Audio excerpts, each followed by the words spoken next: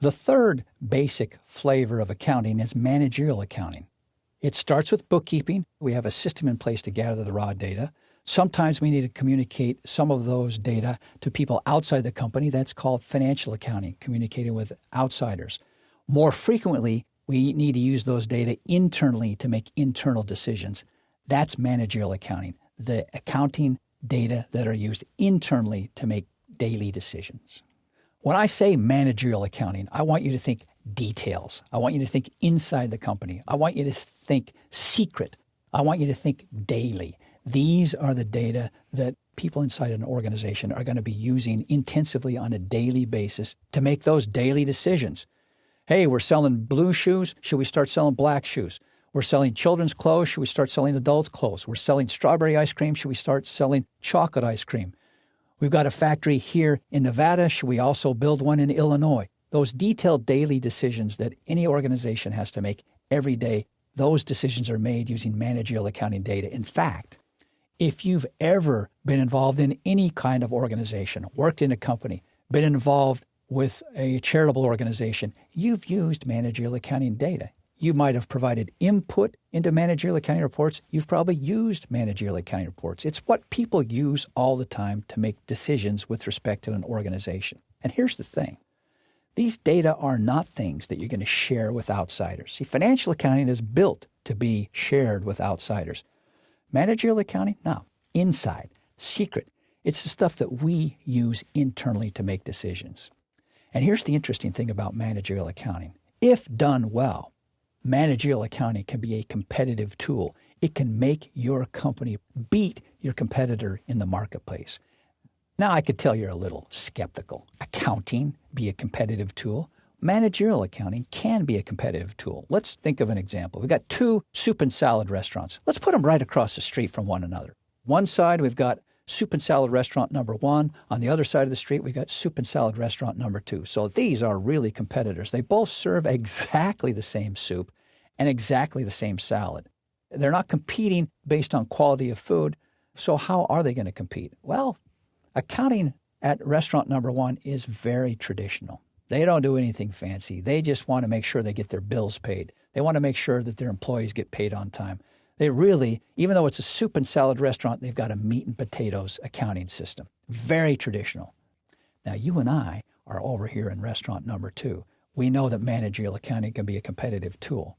Here's what we do with our accounting system. We use bookkeeping to gather the data, and then we organize the data. That's what managerial accounting is, organizing all these data we've got in our company. We know, for example, item by item, how much each item on our menu costs. You come on to our soup and salad restaurant and order tomato basil soup. We know exactly how much it costs us to prepare that, the raw materials, and to cook it and serve it. We know all the costs. And if we know all our costs, we know whether we can afford to give customers a 20% off coupon or a 30% off coupon or a 2-for-1. We know exactly how low we can go with our prices and how big our discounts can be because we know what our costs are. We know by hour, by minute inside our business, what people are buying and when they're buying it. We know how much tomato basil soup is sold between 11 and 12 every day and how much is sold between 6 and 7 in the evening every night. We know that.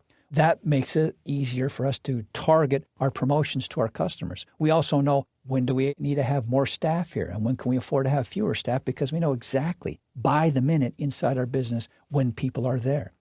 We know our customer demographics. We've probably got a system set up where customers can get points by registering with us and providing us their address and their email address. So we know a little bit about our customers and we keep track of what they buy. So since we've got their email address and we know what they like to buy, we can send them little email coupons. Hey, come in, we're running a special on your favorite tomato basil soup, 60% off. Bring a friend and your friend will also get 60% off. We can target our sales efforts at individual customers based on their individual preferences. Now you say, wait, stop. This is marketing. This is advertising. No, it's marketing or advertising standing on the back of a good managerial accounting system. It's the managerial accounting system and the data involved with it that make it possible to target our individual customers. You know the frequently ordered combinations. You know that when somebody comes in and orders tomato basil soup, they're probably going to have for dessert that strawberry cheesecake. So package those together and give people a discount for ordering both of them at the same time. You know all this stuff. Meanwhile, the poor person trying to run restaurant number 1 across the street, all their internal accounting system tells them is how much they're supposed to pay their employees this week and how much they're supposed to pay for their supplies when they receive them. That's all they know.